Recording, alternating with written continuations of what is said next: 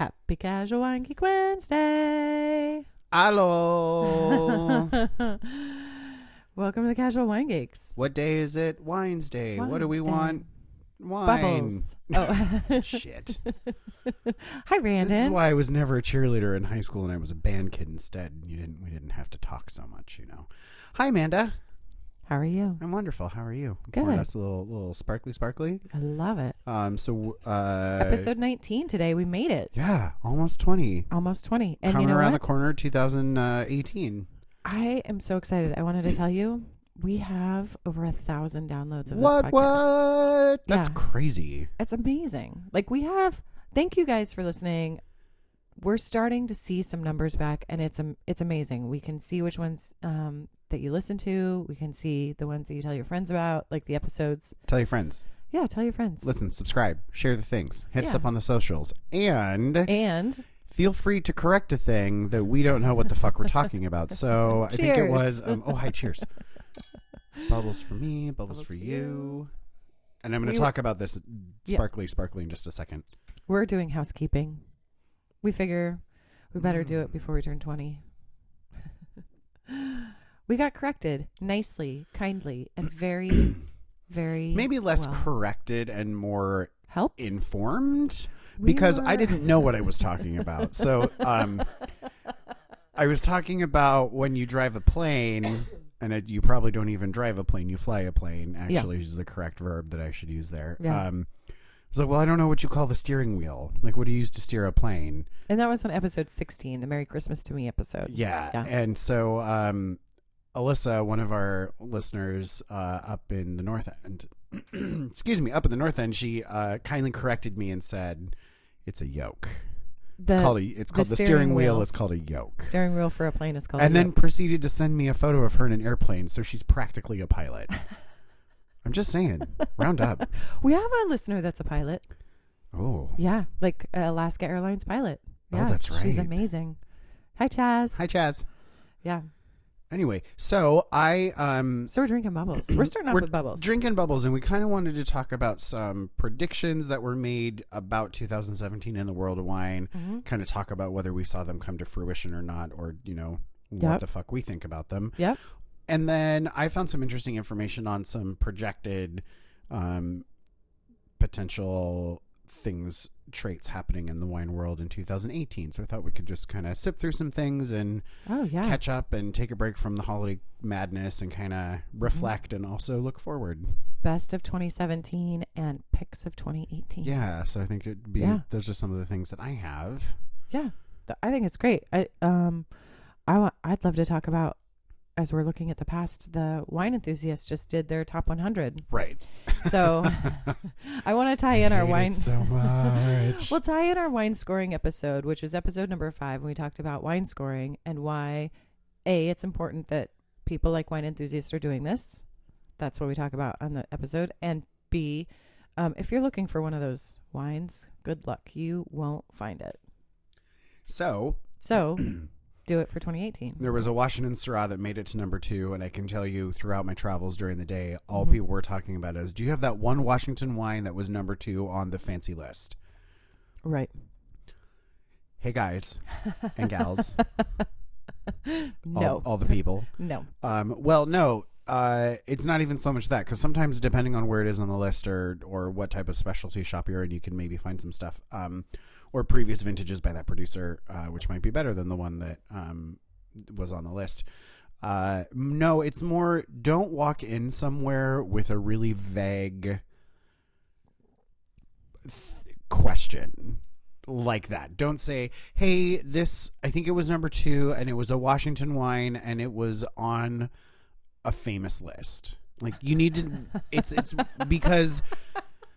And this is all joking aside, because the number 2 on Wine Spectator is going to be different than the number 2 Decanter is going to be different than the number 2 Wine Folly, on everybody's list. So it's really important, if you want a specific wine that you have pulled off a list, like bring the list with you. Right. Yeah. Clip it out or print it. Save it on your phone, so that way you have a really good solid piece of information, so that whoever's trying to help you find your wine can accurately help you. Because I don't want to be like, oh, well, this was the number 2 on the only famous list that I follow, which is the Casual Wine Geeks list, of course. Well, of course, yes. Yes, we're very fancy. So Right. it's just one of those, like, just a little bit more information is always more helpful than not enough in terms of trying to find you what specifically you want. Yeah, on the wine scoring episode, we talked about a gentleman by the name of James Suckling, who also does his own list. Correct. And he's a great wine. Oh God! I just popped my back. Did you hear that? No. I got headphones on. I could hear it in my headphones, though. That's the thing. Sorry, cork all that. Cork it. Hey, do you want to know what this thing is? Yes. Tell me what I'm drinking. So this is a sparkling Gruner Veltliner. Mm-hmm. This is from Austria. So I really love the wines that are coming out of Austria. Yeah, so this is made in a traditional method. They age it 9 to 15 months on the lees. The wine gets its interesting mousse, which is the Bubbles. frothy bubbly bit when you pour it. It gets that because the yeast they use is French champagne yeast. So they've cultivated indigenous yeast from Champagne, so it's champagne yeast. And then the dosage for this wine was made with a local sweet wine. So it's got a really interesting balance to it. Real small bubbles, real delicate, kind of, straw citrusy colored. Bubbles are consistent. It's quite refreshing. 100% Gruner Veltliner, stainless steel tanks, aged in bottle, about 18 months on the lease, depending. Pretty tasty, eh? Yeah. Yeah, I take this. It's a tasty Really bubble. nice. This is a really great option for a holiday party if you're not wanting to bring a champagne or a sparkling. And it was $22. Doesn't break the bank. No. And it's fun and it's different. You can talk about the, Gruner Veltliner's the grape and 22 you said? Yeah, it was $22. All of our wines were between $10 and $22 today, and we're drinking 5 wines today because we're excitable. Yeah, because we're excitable. What? Maybe a little bit. Let's open the second one. Oh, yeah, let's do that thing.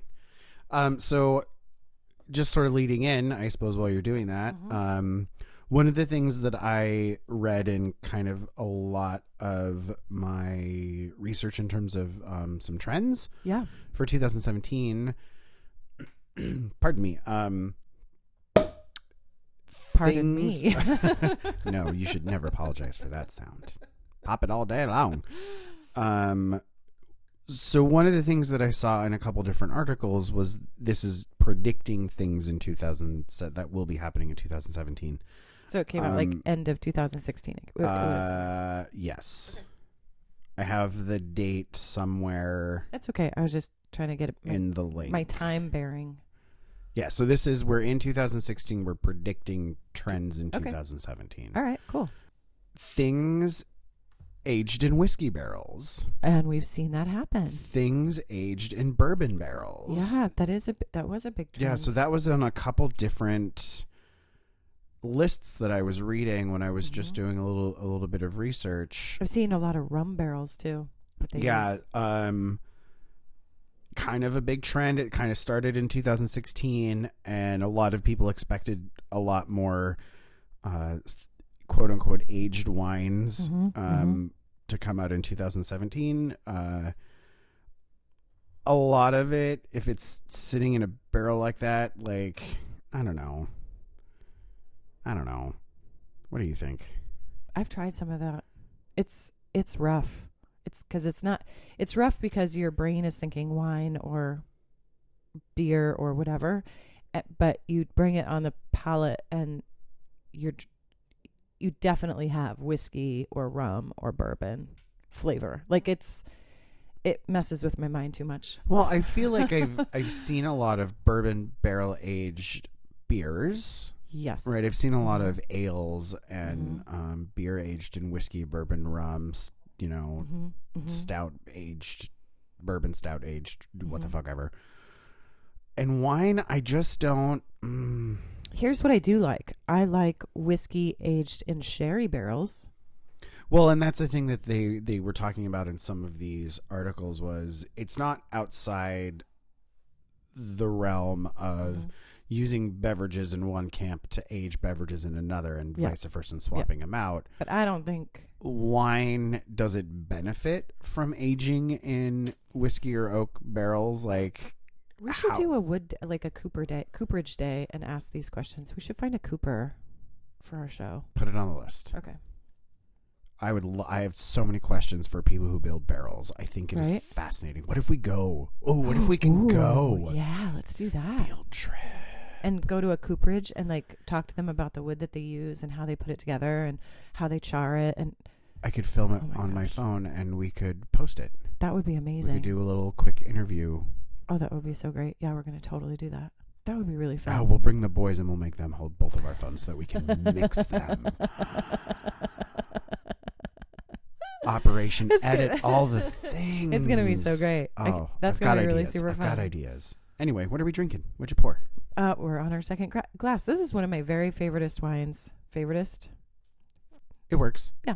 This is a Cremant d'Alsace, so it's a sparkling rosé from Alsace, which we learned in an earlier episode. If it's a rosé, it has to be 100% Pinot Noir. Correct. And this is one of my... God, I love this wine. It's one of my favorite producers, Lucien Albrecht. And it's so good. And it's what we were talking earlier, 17 bucks. It's so good. 100% Pinot Noir. And bubbly. They make a lot of stuff. They do some really good Rieslings. They do some really good Gewürztraminers. They do some really good Pinot Gris. They do Pinot Blanc. Great producer, Lucien Albrecht. It's got a very nice label. I love Alsace. Do you know that? Do you know that I love Alsace? We should go to Alsace. And that I really just love Alsatian Pinot Gris, and I think it's some of the best in the world. Do you know that? Have we talked about that? We talked about it, but every time Pinot Gris comes up, I only like Pinot Gris from Alsace. Meh. Except for you, you know what? I've introduced you to a couple of things. I am learning to live outside my box. That's one of my things for 2018 is drink some things that I wouldn't normally reach for, like a sparkling Gruner. Right. I brought a Spanish white that's a Chirello, which is one of the whites that goes in cava. It's one of the grapes that you make cava with. Yeah. And these guys are super fascinating. And I feel like next. I think that you're going to maybe start seeing, and this is one of the things I saw in trends for 2018, access to some different and a little bit weirder European imports. I'm excited. I love trying new things. Is what I think. Yeah. I think you're going to see a lot more small producer. I think you're going to see a lot more single varietal. I mean, red blends are still predicting to kind of still dominate the market. We tend to be riding in a weird red blend bubble right now. But I think that there is this trend because one, there's a cultural trend to go towards like handmade quality items supporting people that have a story, right? Mm-hmm. So instead of selling all your grapes to a big producer, people are like, oh, I can make a few barrels of this, case it up and have a distributor and just send it. Right? The grower champagne movement was huge. So I think that winemakers are starting to recognize that, there is a market for interesting, cool one-offs that you keep in the cellar. And oh, for sure. Yeah. Absolutely. Yeah. Yeah. I love this wine. I think it's great. It's good with food. It's good by itself. Mm-hmm, mm-hmm. It's good on a brunch day if you don't want mimosas. Oh, yeah. I wouldn't necessarily mix this with orange juice. Oh, the bubbles that we're drinking now? Oh, no. No, God, no. 100% Pinot Noir. You don't mix that with anything. You savor it because it's beautiful and delicious. Not unlike yourself. So, let's see. 2017 other trends. So that's when this was one thing that I thought was interesting because this happened while we were in Europe together. Was Brexit. Brexit happened over the summer. Yeah, so we were in Italy and everybody was listening to NPR and the BBC because it was a big deal, especially in terms of folks in the UK living in continental Europe. Mm-hmm, mm-hmm. And our translator and tour guide was she had dual citizenship with Italy and Britain. Yep, that's right. And so it was Nona Anna. So it was really interesting to get her perspective on what was going on in terms of Brexit and being a European. But so can we say hi to Anna? Hi, Anna. Hi. She has a tour. Yeah, she's a tour guide, and she has her own business. So if you're going to Italy and you need a tour guide, let us know. We will put you in Mary Poppins' hands. Oh, she was one of the most delightful people I think I've ever met, hands down. Hands down, by far. And we got to have dinner with her just like a small group of us a couple Mhm. times, and Yep. she was so fascinating to talk to. Yeah. She was like the Mary Poppins of Italy. Yeah, she was great and classy. Super classy Such lady. a classy lady. Yeah. Just wonderful. Anyway. Anyway. So 2017, we saw Britain, the Brexit. start Brexit, leaving the European Union, which people were predicting is really going to mess with the UK wine sales and would encourage international producers to shift their export emphasis. Let's start that over again. So people were worried about UK wine sales and were encouraging international producers to shift their export emphasis towards the growing market in the United States. So places like Chile, South Africa, New Zealand are focusing more of their sales on the United States than previous years because of this Brexit thing and their ties to Europe and ties to us. So I thought that was kind of an interesting That is tidbit. super interesting, especially in the wine industry. So I wonder how the UK has actually sort of fared and how it'll continue to maneuver, because you're so close to France, you're so close to Spain, where everything is produced so much cheaper anyway. And then, you had those riots in France over the Spanish wine being, moved in. And if you're leaving the European Union, that means you're kind of dropping all of your trade agreements, or I suppose those trade agreements are probably going to have to be renegotiated. Yeah, I bet we'll find out in a couple of years. There's so much kind of up in the air still. I also feel like a lot of these trends, some of them might be harder to track because you need to have a longer window of information, of data. Yeah, I think you're correct. To really pinpoint some spikes and drops, peaks and valleys, if you will. Peaks and valleys. Look at me using terminology. It's like I went to school. I think between 3 and 5 years is a really great, that sort of 3 to 5 year window is you're going to start recognizing patterns. Right. Right. Yeah. And then one of the other things was that 2017 would be a good year to be a wine consumer in the United States because imports started to provide a lot more diversity.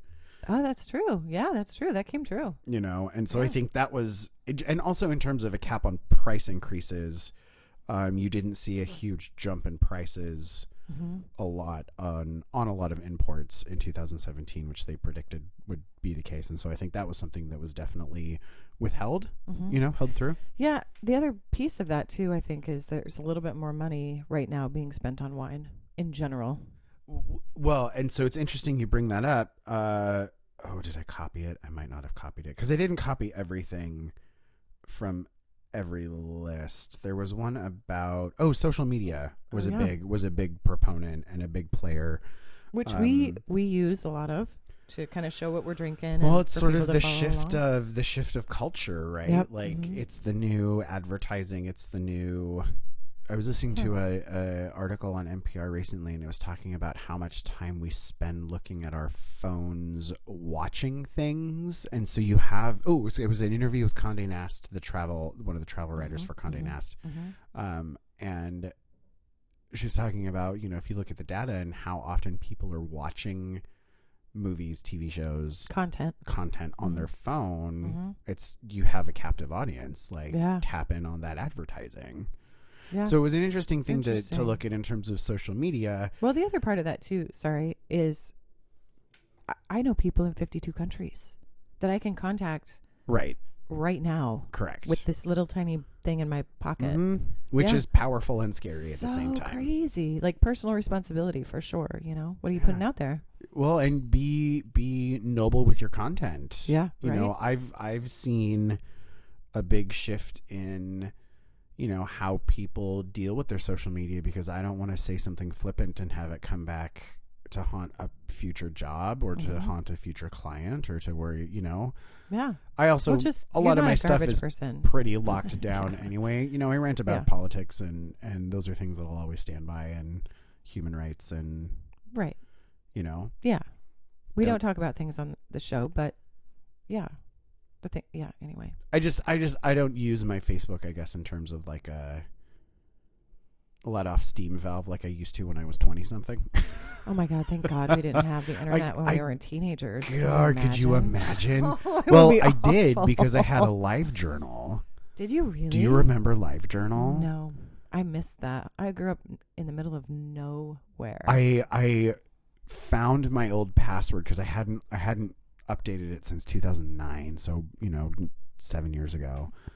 Wow. Before I got married, and You're I was alive now. reading it, and I was just like, oh, what a God, I was terrible. Interesting. It was so woe is me. I was such a surly 20 something year old. Anyway, social media. I'm so glad that you graduated past that. Wow, social media. Yeah. Yeah, one of the things that I thought was interesting, because it ties back into Washington State a little bit, was brands. You have wine brands that are starting to position themselves in a digital market in terms of getting their products out and seen in ways that appeal to modern consumers. Right, because we've talked about it having, like, if you have if you make wine, to have a website is super helpful for us. Having a tech sheet on your website about the wine that we're drinking, even more helpful. I overhear, people in the industry out and about on my day, and they talk about European producers and how some of them are so small and you can't get any information if you want to look it up. Yeah. It's really hard to find some information on some smaller producers. Yeah. And so one of the things I thought was interesting, this was for instance, 14 Hands, which is a local Washington producer owned by the Chateau Saint Michelle, largest Riesling producer in the world. Well, they were featured at concessions and suites at the Churchill Downs during the Kentucky Derby. What? Yeah. So, wow. So I'm quoting here. The partnership was great for quote unquote providing content for social media, as well as fantastic retail displays leading up to the May race. So this was Rebecca Gunderson, who's the marketing manager of Chateau Saint Michelle. So 14 Hands leveraged social media content created by its Kentucky Derby tie-in to become a more culturally relevant brand to the eyes of consumers. Unsurprisingly, 14 Hands grew 11% in 2015 to 1.84 million cases. Wow. That's crazy. Yeah. There were some interesting wine slushies was another one that was talked about. And, you saw a lot of Pinterest stuff and food video content in terms of how to make a wine granita at home or how to make a wine slushy at home. And then you started seeing frozen wine slushies at bars. Yeah. Yeah. You started seeing frozen cocktails, boozy Slurpees. Right. Adult Slurpees with booze in it. Yeah. If you guys don't know what Slurpee is, it's 7-Eleven is a local. It's like a. Is it like West Coast or is it just Washington? It's West Coast, but it's just like a flavored frozen ice drink. Yeah. It's like an icy. Like an icy or a. I love a Slurpee. Oh, I love them. The ones with booze in it. Oh, I also like the ones with booze in them, but I just like that type of beverage. Like every time we go to the movie theater, I really want an icy. The cold, like icy kind of flavor. Half raspberry, half cherry. Oh. That's how I roll. Good to know. Mix them. I thought for sure I lost something off the table. Don't break shit. It. You want to open up the white? Yeah. Can I, while you're opening that white, can I do a little more housekeeping? We have a long list today. We're gonna throw it in between some things. Right, it's like our own commercials, because you're listening to this ad free. Sorry, yes, go on. Yes, go on. So here's one thing: we have some really awesome stuff coming up. We have our first live public appearance. We are not performing. We will not be speaking, because both of us suffer from social anxiety. But we will be drinking. I mean, you feed me enough whiskey. We will be drinking, and it will be for at a very good cause event. And that event we talked about, I think, last week, is called Curves in Bloom. Yeah, it's the 24th of February, which is a Saturday. It's a Saturday, yep. And it's located in the Pioneer Square neighborhood of downtown Seattle. Yep. Easy to get to. Mm-hmm. And we'll be there sometime between 6:30 and 8-ish. Huzzah. Schedules depending. Yes, schedule is depending. That's 2 months away from now. Right. We're going to aim for that. That's the goal. Oh, second thing that we have, housekeeping. Yes. Cheers. Before you talk about this. we have some super prezzies. I'm calling it super prezzies. It's the super prezzy for the Patreon people, which we're not going to talk about. They're just going to be like Christmas in February or whenever. And you're just going to get it in the mail someday and you're going to be excited. And that's coming. And then a couple other things that are coming. We're going to get coasters made in a variety of different patterns. So if you want any coasters, we're going to hand them out just like the stickers. And we're going to have t-shirts. So if you missed out on the hoodie selection and you want some awesome swag, we are going to order t-shirts. They're going to be black t-shirts with the printing on the back. And if you want one, hit us up through our website or email and let us know. Give us your size, and we're going to put an order together, and we'll probably get the order together, by the end of January. Yeah. We've got some things in the works.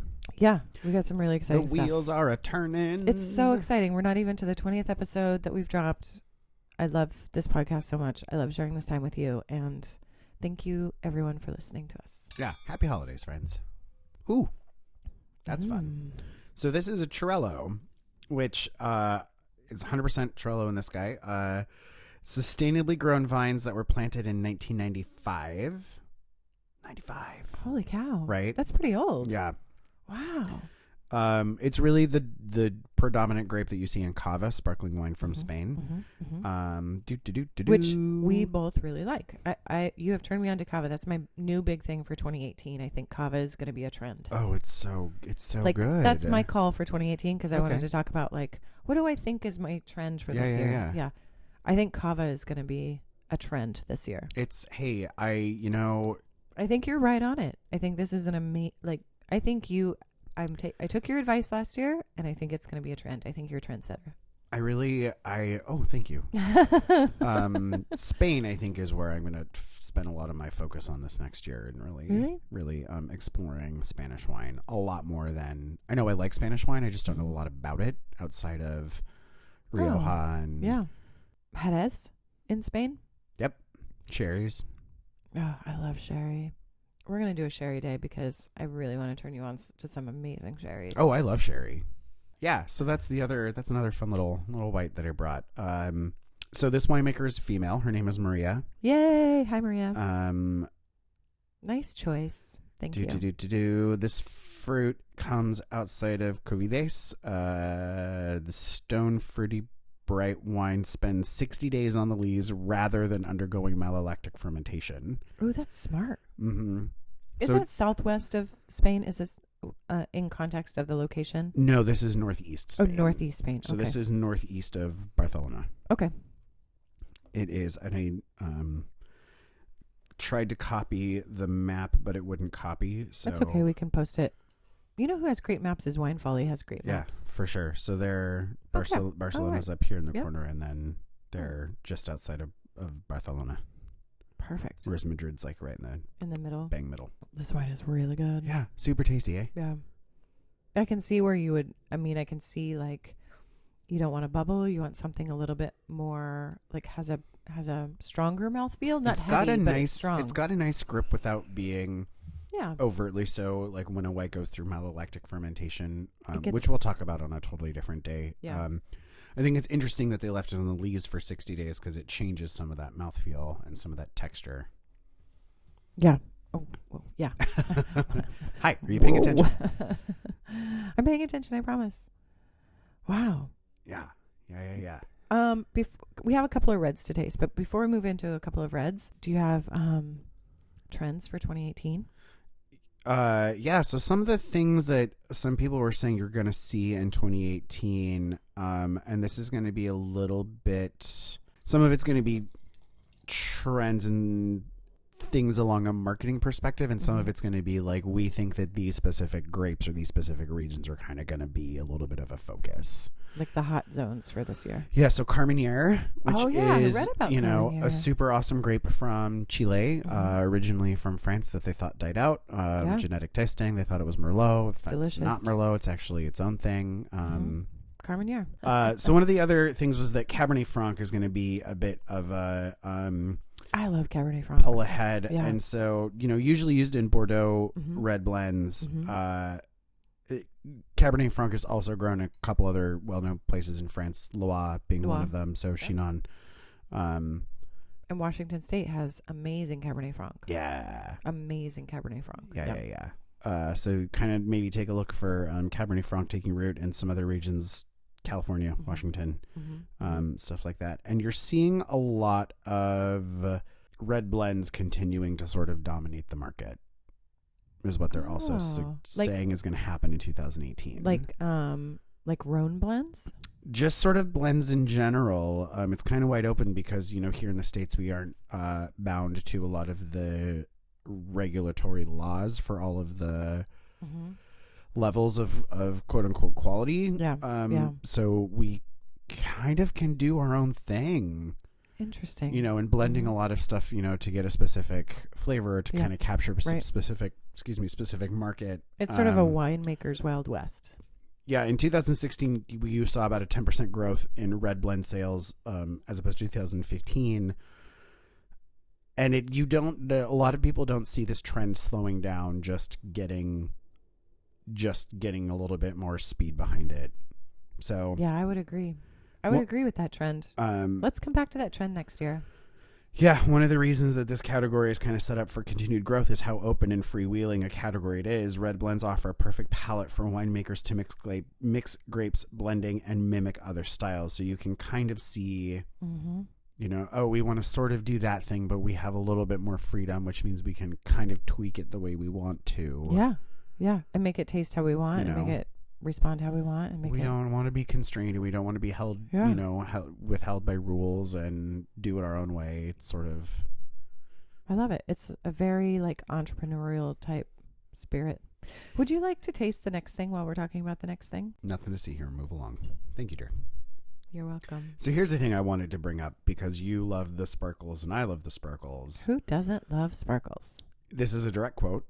Okay. Whether it's a splash of Chambord, fresh raspberries, or serving it on the rocks, sparkling wine has had a makeover.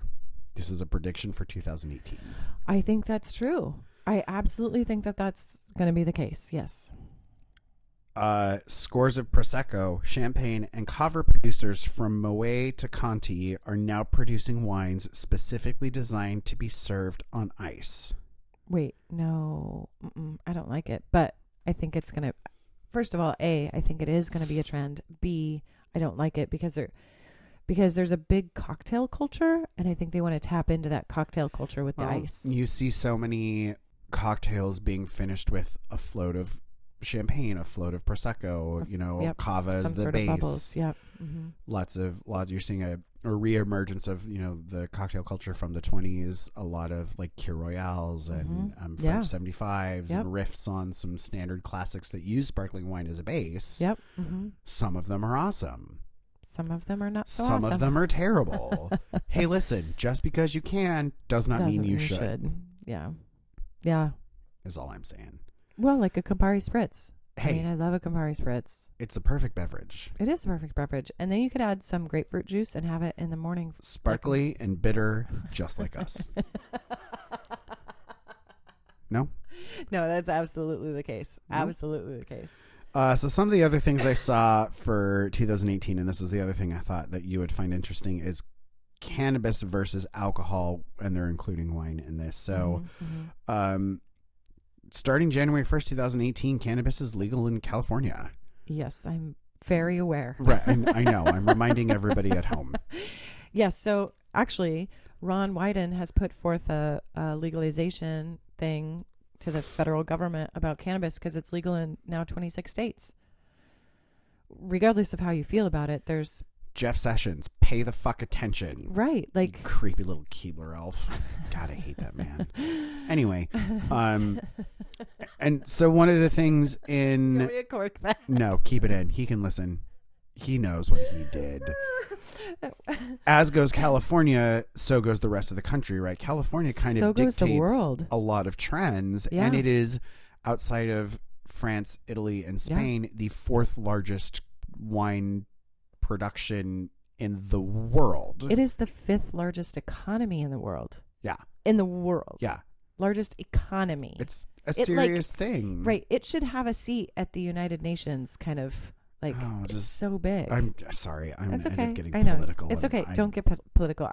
But California is huge. So goes California. So goes the world. Well, Yeah. and so we'll kind of be seeing a lot of the impact of the legalization of recreational cannabis sale Yeah. in terms of how it affects sales of alcohol. Yeah, I think alcohol sales are going to either decline or stagnate because you now have another legalized avenue, right? Yeah, for sure. And so this Of guy says entertainment. It's like entertainment avenue, right? Yeah. This guy says in 2018, expect to witness a lower growth in alcohol and wine sales due to the legalization and sale of recreational cannabis. Yeah. The degree to which wine and alcohol are impacted, however, will determine lots of marketing and sales strategies for big alcohol and wine concerns going forward. So I think a lot of big companies are going to be paying attention. Like, you have to recaptivate your market. Yeah. Well, I know the conversation in the cannabis industry is, hey, we need to take a look at what happened after prohibition of alcohol and wine and read your history book. Right? Like, kind of model it. We're going to take shares away from the alcohol industry. Like, people are going to choose on a Friday night what they're going to do, right? Like, oh, for sure, because not everybody can crossfade. You can't. Yeah. Not a lot of people can. we couldn't even do it. We tried. Oh God, that was a terrible day. We Hey, did if you're a it. We did Patreon it. member, you know what we're talking about. Yeah. Joints and juice. Don't do it. Don't do it. Just don't do it. We definitely took one for the team that day. We will never do it again. Hey, what'd you pour in my glass here? What's this Oh. tasty fiddle? So I think one of the big trends is going to be this year is the year that people are going to start pulling things out of their cellar. That's what I'm going to bet on. Like, not for special occasions, but for Wednesday nights, right? So I pulled something out of my cellar that I bought for $10 and has been sitting in my cellar. And this is a 2008, you said? It's a 2008. I'm going to see what this would go for, and I want you to guess. Okay, it's a 2008 Oregon Pinot Noir from Anam Cara, who we have tasted before. They're 2011. Yep. Mm-hmm. Which was delicious. It was really good. And this is their 2008. And I've had this in my cellar for quite a little bit. And I bought it for $10. Which 2000? What's the? It's Chehalem. the Nicholas Estate. Nicholas Estate, Chehalem Mountains. It's got that like beautiful, complex, like Pinot Noir that's not falling apart yet because the acid was so high. Right. Because 2008, that's quite a few years ago. That's 9 years ago. I want to say it's going to be in the $40 to $50 to $60 range. I think that people are going to pull things out of their cellar because if you were buying wine around that time, it probably just sat in the back. You probably didn't drink it, I would imagine. And it probably like got buried or whatever. Right. And then the other thing is, I think this goes hand in hand with the trend of like grower oriented wine, is that people want to spend time with the things that they're experiencing, right? Rather than just like throwing back a bottle on a Wednesday. They're going to open up a nice bottle when it's quiet or what have you and spend some time with it to taste it and really, have dinner and do whatever. $65 is what this is going for. Today, Mm-hmm. I bought it for 10. Your investment has done nothing but increase fivefold. Yeah, I could have sold it, but it's so much better to drink. And I love wine. I don't want it to be currency. I think wine should be enjoyed and consumed. Yeah, I agree. Yeah, this is lovely. Thank you for opening this. You're welcome. I thought it was going to go well because we eat dinner afterwards and we're having a pork loin, and I think it will go lovely with the pork loin. And in a few weeks, actually, for people listening, we're going to do a 3-part series on Oh, yeah, food and wine pairing. Yeah. Appetizer 1 week, Mhm. entree 1 week, Yep. dessert 1 week. Yeah. So, I mean, there will be other stuff sprinkled in there, but it'll be mostly yeah, we'll do an appetizer. Yeah, some it'll be great. options and It'll give you guys some easy options, and we'll I'll- try to keep the wines between $10 and $20. yeah, easy. And I'll look for recipes that are going to be accessible for folks who aren't terribly skilled in the kitchen. Oh, really?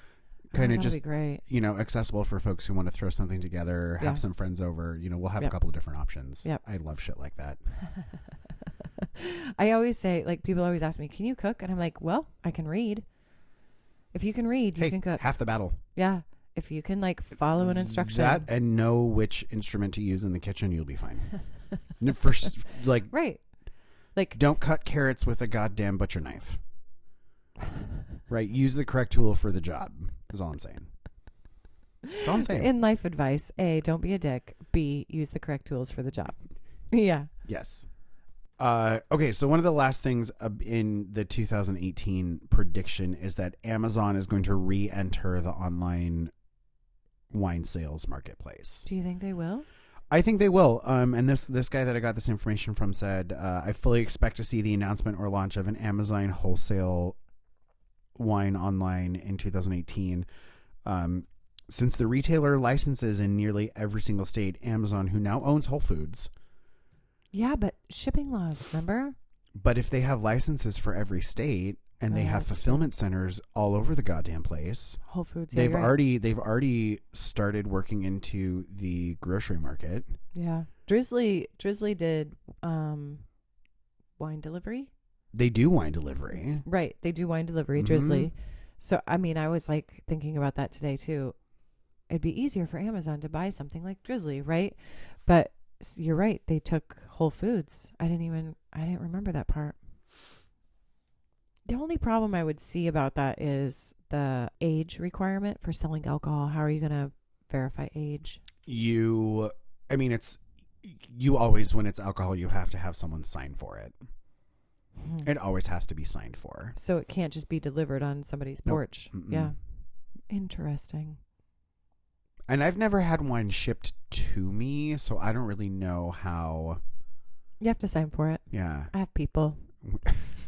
Don't we all? Don't we all? So yeah, so those are some of the things I see in talking about 2018 up and coming. Interesting. Cannabis versus alcohol, Amazon, Carmenere. Yep. Red blends. Wine is going indie. This was another interesting. You're seeing a lot of smaller upstart wineries that are focusing on small handcrafted production. Yeah, which goes along with what we were talking about earlier. Yeah, kind of trying to follow on the craft beer boom absolutely. of, I would say, about the last 7 years, 10 years. Mm-hmm. You're starting to see a little bit more small batch. Like a single barrel, 10 barrels. Right. Like what have you. Yeah, and so I think that that's definitely gonna be a thing that you're gonna see a lot more of. Absolutely, I agree with you because post prohibition, people could make 200 gallons of wine at home for home use. Now you could make 200 gallons now. Yeah, so I mean, if I wanted to make wine and you wanted to make wine and our friends all want to make wine, then we could share wine. Right? Mm-hmm. Or we just get a license to sell, which then you have to go through the TTB and XYZ. Fuck those guys. But you know what? I don't need no government telling me how to make my wine. I think you're going to see a big trend in that sort of like, nope, we're going to have a garden and we're going to share with our neighbors. Nope, we're going to make wine. Yep. And, like I think there's going to be... You're already seeing it in terms of smaller co-ops and places, moving into industrial parks and everybody sharing equipment and everybody coming together and working as a community, because at the end of the day, that's a smart marketing strategy. And not just that, but it's smart to have a community of people around you that help you if you need it, Yes. But also spin that and turn it into... if you have more people in your winery, then I'm probably going to have more people in my winery if we can get together and be in a space and make it a destination. Yeah. Split the costs of all the things so I don't have to shoulder it by myself. And it really, I think, promotes success in the marketplace. Absolutely. And promotes success in your area. I don't know where I was going with that thought. That's okay. Somebody came by and stole it. I'm struggling. How about, do you want to open this last bottle? Sure. Get a little taste of what you got in your last, I don't know what to drink first. I'm so happy all of my glasses are full. My glasses are so full. So, kind of going back to, I lost the... It's on the other side. Oh, thank you. That's okay. This is why I normally wear shoes that slip on, because I lose my shit all the time. One of the trends that people were saying was going to happen in 2017 was that the affordable bubbles will sort of transcend the holidays, and you'll start to see some affordable bubbles all the time. Oh, yeah. And I think that that's really started... That's my comment. $15 for a bottle of bubbles. That's what you should be spending. $15. Absolutely. Absolutely. You can get great things for $15 for bubbly. So the market mover here is not champagne, which grew only 8% in 2015, according to Nielsen. Mm-hmm. I'm quoting here. I'm sure that's Is it cava? I'm sure that's an important person. Cava. While that's obviously a nice gain, it pales in comparison to Cava's 36% increase of sales in 2015, or Prosecco's 31% increase. And Rosé sales, you actually saw a 31.8% increase. So, interesting. You know, I didn't even see that, but I knew it. Cava. Why the Trendsetter. rise? So why the rise in some bubbles over others? And the answer is price. You know, Yeah. champagne is a premium product. Yeah, it's expensive. Whereas, you know, less expensive Prosecco and Cava tend to be, you know, a go-to for a ladies' night out. Mm-hmm. They can be low in alcohol, so you can drink 2 or 3 glasses and not be, They're 96 calories. you know, Yeah. intoxicated. Yep. They're good in cocktails. They're used in a lot of different, you know, modes. I have to tell you, when I go out for quote unquote ladies' night and I want a bottle, or like I want a glass of bubbly, sometimes my tummy is not so bueno, right? Like sometimes you have that sort of after work kind of sadness. I get a Campari Spritz because the bitter is so good, but It's this good is for your tummy. exactly like what you're talking about, you know, Campari Spritz with Prosecco or Cava, because that's what they'll have behind the bar. Oh, cheers. Ugh. Sweet Jesus. I gotta drink my juice. We took 2 bottles today, and then we got a bonus bottle. Oh, this smells really good. Yeah, it does. So this is a Dolcetto. This was $12. Yeah. Are you kidding? Nope. This is so good. Yeah. I love Dolcetto. Me too. I love Dolcetto. Hey, listen, if you're in an Italian restaurant and you're torn on the wine list and you don't know what to order, Get a always Dolcetto. get Dolcetto. Yeah. Always, always, always to start with. It's affordable. It's delicious. When we were in Verona, we were like, what are we going to get? And I was like, I got you. Don't worry. My go-to, Dolcetto. Start the meal, Dolcetto. Oh, it's so good. And $12. Yeah, so this is 100% Dolcetto. This came from the Langhe region, western Italy, south of Turin. We were there. Yes, we were. Mm-hmm. We were in this region. Yes, we Yes, were. We were there. So 100% Dolcetto. These vines were planted in 1988. Wow. They ferment in stainless steel tanks for 10 days, and then they mature in steel for 7 to 8 months, and then the wine is aged in the bottle for about a month. So it doesn't see oak at all. It's so good. I think this $12. So Carmenere, I think Carmenere, you know, on the list, if I was to pick something like Carmenere, it would be Dolcetto. I think Dolcetto is going to have a resurgence in the market. It's like a Nebbiolo light. Nebbiolo light. That's a nice way of saying that, right? Yeah, I agree. It's got an interesting, like, dried rose petal, earthy, stewed fruit without being cooked, right? It's like a strawberry leaf. It's like a little bit bitter, It's a little plummy. little bit sweet, little bit. Oh, it's so good. Yeah. Who's the producer? So this is Silvio Grasso. This is the Langhe Dolcetto, 2013. $12. $12. Oh my god. Hey, I'm telling you, like, you can really go to a small wine shop. Mm-hmm. A lot of them will have either an everyday section or an under, $10 section. Or and under $15, You can definitely, yeah. find some really awesome stuff that's Yeah. not garbage grocery store bottom shelf, Don't mass buy. produced Don't from do the that. Central Valley. Oh God. If one thing you take away, don't buy that. Yeah, I mean, it takes a little bit longer to hunt for, but chances are in some of those smaller shops, they've tasted everything that's come into them. Yep. Absolutely. You taste everything that comes in. And they will know really well what you're buying. And do not be shy about walking in and saying, I need something under 20, or even I need something 15 or under. Yeah, that is your so options helpful. are going to be limited. Your options are going to be limited. However, you will still have options. Yeah. Oh yeah. Absolutely. That I'm impressing something. I'm like impressing upon somebody who's listening. Yeah. Don't be shy about telling what the budget is. Like you have in your mind what the budget is for your bottle of wine. Yeah. Right? Like Yeah, I don't want to absolutely. spend more than $10. Great. There are great bottles less than $10. There are great bottles like this for less than $15. Oh, for sure. Absolutely. Yeah. The sparkling was about 15, like 15 to 17.50 on mine, and yours also 22 on my sparkling. 22. We've had champagne for less than about 30 Mm-hmm. from champagne. Yeah.